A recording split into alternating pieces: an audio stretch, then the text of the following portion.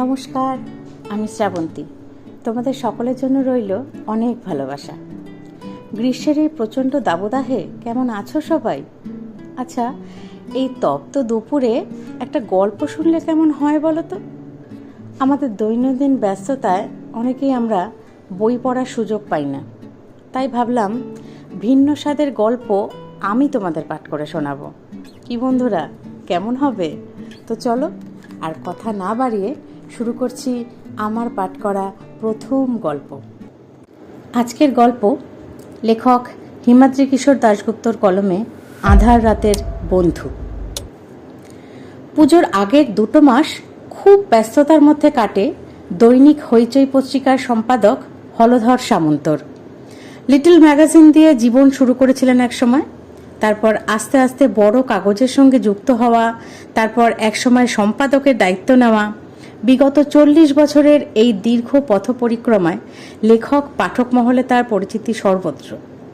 আর এই সুবাদেই পুজো সংখ্যা প্রকাশের আগে নানা ঝঞ্ঝাটের মধ্যে পড়তে হয় তাকে। এক এক সময় তো এমন অবস্থা হয়ে দাঁড়ায় যে দপ্তরে বসে কাজ করা পর্যন্ত মুশকিল হয়ে ওঠে। নানা অনুরোধ উপরোধের ঠেলায় জেরবার হয়ে যান তিনি। পুজো সংখ্যার লেখা নির্বাচনের কাজটা বরাবরই নিজেই করে থাকেন হলধরবাবু, কিন্তু দপ্তরে থাকলে পাণ্ডুলিপি দেখার কাজ হয়ে ওঠে না। তাই অফিসের নিত্যদিনের ঝামেলা থেকে মুক্তি পেতে গত 7 দিন ধরে কলকাতা থেকে কিছু দূরের এক শহরতলিতে আত্মগোপন করে বসে আছেন হলধরবাবু। এখানে এসে পাণ্ডুলিপি দেখার কাজ প্রায় 90% শেষ করে ফেলেছেন। কালই কলকাতায় ফিরে যাবেন। রাত প্রায় 10টা বাজে। এখানে রাত 10টা মানে অনেক রাত। এখনো বিদ্যুৎ এসে পৌঁছয়নি। সন্ধে থেকেই বৃষ্টি শুরু হয়েছে। 2 কামরার একটা ছোট্ট বাড়িতে একলা বসে হ্যারিকেনের আলোতে পাণ্ডুলিপির পাতা উল্টাচ্ছেন হলধর। একটা সিদ্ধান্ত নিতে কিছুটা ইতস্তত করছেন। তার সামনে এখন মাত্র 2টো পাণ্ডুলিপি। তার মধ্যে একটা হলো কল্পবিজ্ঞানের বিখ্যাত লেখক কাশীনাথ সাঁতরার গল্প স্ফটিকগ্রহের যাত্রী, আর আরেকটা হলো আধার রাতের বন্ধু নামে একটা ভূতের গল্প। লেখকের নাম নিশিকান্ত হাজরা। নিশিকান্ত হাজরার নাম কোনোদিনও লেখক হিসেবে শুনেছেন বলে মনে করতে পারলেন না হলধরবাবু, তবে ভদ্রলোক লিখেছেন বেশ জব্বর। সত্যি কথা বলতে কি, কাশীনাথ সাঁতরার চেয়ে নিশিকান্তর লেখাটাই অনেক বেশি মনে ধরেছে। নিরপেক্ষভাবে ছাপতে গেলে নিশিকান্তর লেখাই ছাপতে হয় তাকে, কিন্তু মুশকিল হলো পত্রিকা চালাতে হলে শুধু লেখা নয়, আরও অনেক কিছু খেয়াল রাখতে হয়। কাশীনাথ সাঁতরা নামী লেখক, তার নামে পত্রিকার পাবলিসিটির দিকটা ভালো হবে। অপরদিকে নিশিকান্ত অজ্ঞাতকুলশীল, তার লেখাটা ভালো হলেও একটা রিস্ক থেকেই যায়।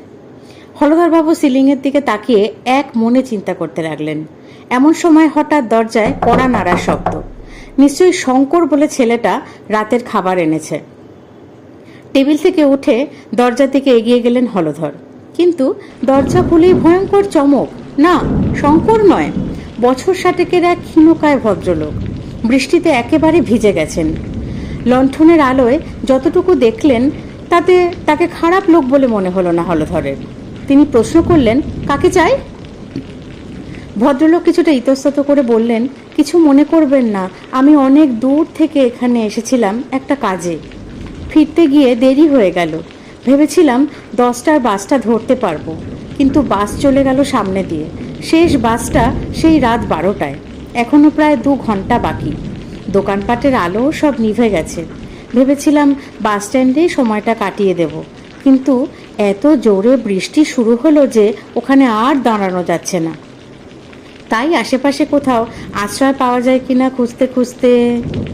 ভদ্রলোক আর কথাটা শেষ করলেন না। হলধরবাবু বললেন, ভিতরে আসুন। ভেতরে ঘরের কোনায় একটা চেয়ার রাখা আছে। ভদ্রলোক তার ওপরে বসে বললেন, ধন্যবাদ। আজকালকার বাসগুলো যা হয়েছে মশাই, হাত দেখালাম তবু থামলো না। হলধরবাবু বললেন, বাস স্ট্যান্ড তো এখান থেকে অনেক দূর, এতটা পথ বৃষ্টির মধ্যে এলেন কি করে? ভদ্রলোক উত্তর দিলেন, আসলে অচেনা জায়গা, হাঁটতে হাঁটতে বাস স্ট্যান্ড থেকে এতটা দূর চলে এসেছি, বুঝতেই পারিনি। একটু থেমে বললেন, আপনি কাজ করছিলেন দেখছি, আপনার অসুবিধা করলাম। বৃষ্টি একটু কমলেই আমি চলে যাব। ঠিক আছে, ব্যস্ত হওয়ার কিছু নেই। এই বলে টেবিলের সামনে বসে হলধরবাবু ডুবে গেলেন তার নিজের কাজে। যে কোনো একটা লেখাকে নির্বাচন করতে হবে। দুটো লেখা ছাপাবার মতো জায়গা নেই। বাইরে বৃষ্টি আরও জোরে শুরু হয়েছে। হলধরবাবু শেষ পর্যন্ত সিদ্ধান্ত নিলেন কাশীনাথ সাঁতরার লেখাটাই ছাপবেন। কাশীনাথবাবুকে চটিয়ে লাভ নেই। সামনের ডিসেম্বরে কাশীনাথবাবুর লেখক জীবনের 25 বছর পূর্ণ হচ্ছে। হলধরবাবু ভেবে রেখেছেন হইচই প্রকাশনা সংস্থা থেকে কাশীনাথের একটা গল্প সংকলন বার করবেন। বইয়ের নামটাও মনে মনে ঠিক করে রেখেছেন, 25 বছরের শ্রেষ্ঠ কল্পবিজ্ঞানের গল্প। পাণ্ডুলিপির উপর মনোনীত কথাটা লিখতে যাবেন এমন সময় চেয়ারে বসা ভদ্রলোক হঠাৎ বলে উঠলেন, যদি কিছু মনে না করেন তাহলে একটা কথা বলি। হলধরবাবু গলার শব্দ পেয়ে প্রথমে চমকে গেছিলেন। অনেকক্ষণ কেটে গেছে এর মধ্যে। চিন্তাভাবনায় থাকার জন্য ভদ্রলোকের উপস্থিতি ভুলতে বসেছিলেন তিনি বললেন, হ্যাঁ বলুন। ভদ্রলোক বললেন, ভূতের গল্প বলেই কি লেখাটা বাদ হলো? হলধর একটু আশ্চর্য হলেন। ভদ্রলোক জানলেন কি করে যে নিশিকান্তর লেখাটা তিনি মনোনীত করেননি? তারপর ভাবলেন ভদ্রলোক হয়তো কোনো সময় তার পাশে এসে দাঁড়িয়েছিলেন, তিনি খেয়াল করেননি। অনেকের এরকম স্বভাব থাকে। টেবিলের ওপর পত্রিকার ঠিকানা লেখা অনেক পাণ্ডুলিপির প্যাকেট আছে। ভদ্রলোক হয়তো বুঝতে পেরেছেন তিনি লেখা নির্বাচন করতে বসেছেন। হলধরবাবু কিছুটা অসন্তুষ্ট হলেও জবাব না দেওয়াই নিতান্তই অভদ্রতা হবে বলে তিনি বললেন, বিজ্ঞানের যুগ, গাঁজাখুরি ভূতের গল্পের বদলে কল্পবিজ্ঞানের গল্প ছাপানোই ভালো। ভদ্রলোক মৃদু হেসে বললেন, আপনার কাশীনাথ সাঁতরার গল্পের নায়ক 2000 আলোকবর্ষ দূরের স্ফটিক গ্রহে বসে বেগুনি দিয়ে মুড়ি খাচ্ছে, সেটা গাঁজাখুরি হলো না? শুধু ভূতের গল্প বলেই গাঁজাখুরি হলো? হলধরবাবু হতভম্ব হয়ে গেলেন ভদ্রলোকের কথা শুনে।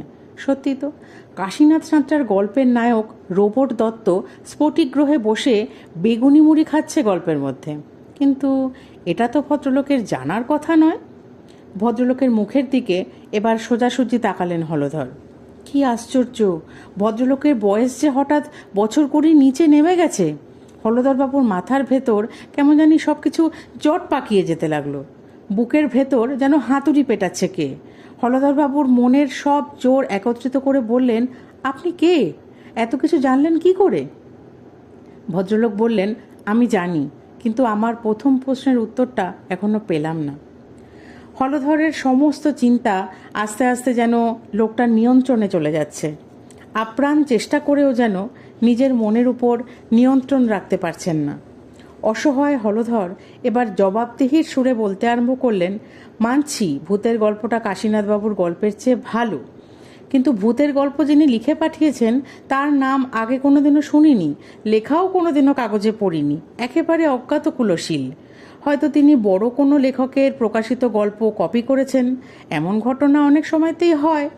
এই নিয়ে যদি পরে বিপত্তি হয় তাহলে কি কৈফিয়ত দেব আমিও তো চাকরি করি। লোকটা শুনে বলল, কপির কথা যখন বললেন তাহলে বলি। আজ দুপুরে নামী লেখক হরিদাস গায়েনের হাকিমপুরের হত্যা রহস্য বলে যে লেখাটা পুজো সংখ্যার জন্য নির্বাচন করলেন, তার প্লট তো 40 বছর আগে রহস্য রোমাঞ্চ পত্রিকায় প্রকাশিত বেণীমাধব সরখেলের নরপিশাচ গল্প থেকে হুবহু কপি করা, শুধু পাত্রপাত্রীর নামটা পরিবর্তন করা হয়েছে। হলধরবাবু বিস্মিত হলেন লোকটার কথাগুলো শুনে। কিশোর বয়সে তিনি রহস্য রোমাঞ্চ পত্রিকার গ্রাহক ছিলেন। এখনও বাড়িতে তার বাঁধানো খণ্ডগুলো রাখা আছে। নরপিশাচ গল্পটা তিনিও পড়েছিলেন। তাই দুপুরে পাণ্ডুলিপি দেখার সময় বারবারই মনে হচ্ছিল হরিদাস গায়নের লেখাটা আগে যেন কোথাও দেখেছেন। নামী লেখক বলে মনের সন্দেহ দূরে রেখে ছাড়পত্র দিয়েছেন। দুহাত দিয়ে মাথাটা জোরে চেপে ধরে টেবিলের উপর ঝুঁকে পড়লেন হলধর। প্রতিটা মুহূর্ত যেন এক একটা ঘন্টা।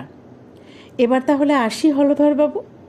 নিজের নামটা শুনে হলধরবাবু আস্তে আস্তে তাকালেন লোকটার দিকে। তার সামনে এখন দাঁড়িয়ে হাসছে বছর 20 বয়সের এক যুবক।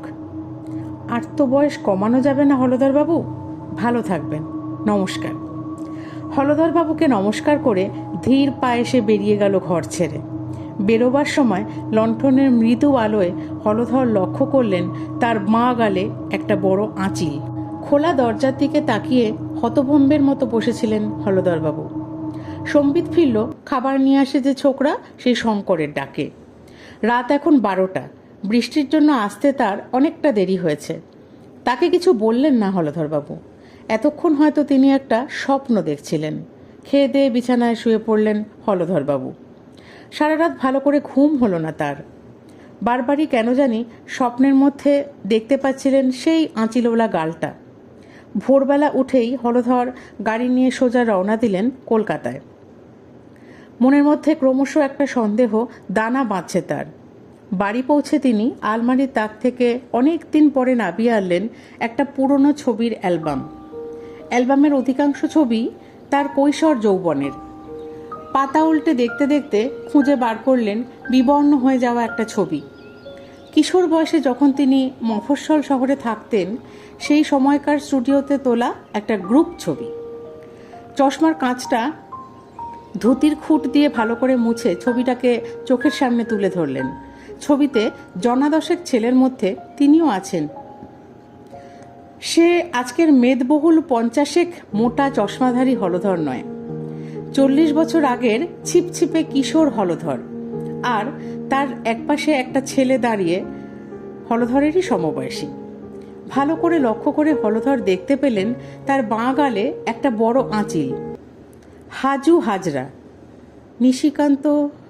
নিশিকান্ত হাজরা। জলের মতন সবকিছু মনে পড়ে গেল হলধরবাবু। নিশিকান্ত 40 বছর আগের মানদা সুন্দরী স্কুলের ফার্স্ট বয়, হলধরের সহপাঠী হাজু, যে অনেক অনেক বছর আগে নিজের জলপানির টাকা তুলে দিয়েছিলেন হলধরের হাতে। সেই টাকা দিয়ে মফস্বল শহরে একটা ক্ষুদ্র পত্রিকা প্রকাশ করেছিলেন হলধর। বলা বাহুল্য, জীবনের প্রথম সম্পাদনার কাজ সেই পত্রিকায়।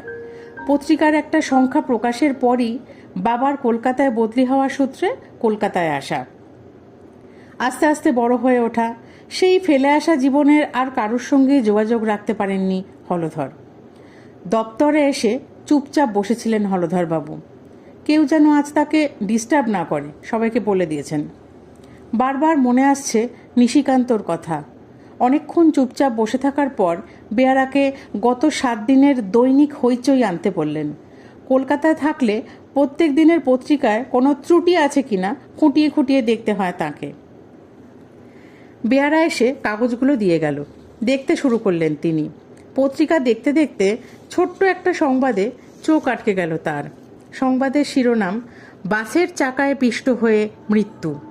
তাতে লেখা হয়েছে নিজস্ব সংবাদদাতা বারাসাত। গতকাল রাত 10টা নাগাদ নীলগঞ্জের কাছে বাসের চাকায় পিষ্ট হয়ে এক ব্যক্তির মৃত্যু হয়। মৃতের আনুমানিক বয়স 60 বছর। মৃতের কাছ থেকে একটা কাগজ পাওয়া গেছে। তার থেকে পুলিশের ধারণা মৃতের নাম সম্ভবত নিশিকান্ত হাজরা। মৃতের ঠিকানা পুলিশ অনুসন্ধান করছে। শনাক্তকরণ চিহ্ন হিসাবে তার বাঁ গালে একটা বড় আঁচিল আছে। ধৃত বাস ড্রাইভারের বয়ান অনুযায়ী বৃষ্টির মধ্যে বাস থামানোর জন্য হঠাৎই চলন্ত বাসের সামনে চলে আসেন তিনি। তার থেকেই এই দুর্ঘটনা। হলধরবাবুর সামনে সব কিছু যেন টলে উঠল। টেবিলের উপর ঢলে পড়লেন তিনি। প্রায় 1 মাস পর হাসপাতাল থেকে ছুটি পেলেন হলধরবাবু। তার অসুস্থতার কারণে সেবার পুজোর সংখ্যা ছাপতে একটু দেরি হলো। তবে তার সূচিপত্রে যে গল্পটির নাম প্রথম ছাপা হয়েছিল তা হলো আঁধার রাতের বন্ধু। লেখকের নাম নিশিকান্ত। কেমন লাগলো তাহলে গল্পটি শুনতে? সেটা সবাই প্লিজ প্লিজ প্লিজ কমেন্ট করে জানিও আমায়। আর এরকম আরও বিভিন্ন গল্প যদি তোমরা শুনতে চাও তাহলে সবাই চ্যানেলটি সাবস্ক্রাইব করে আর বেল আইকনটা প্রেস করে আমার পাশে থেকো তোমরা। ও হ্যাঁ, আর লাইক আর শেয়ার করতে ভুলো না কিন্তু। তাহলে দেখা হবে, কথা হবে, আড্ডা হবে, গল্প হবে আবার আরেক দিন আরেক সময়। সবাই খুব ভালো থেকো। ধন্যবাদ।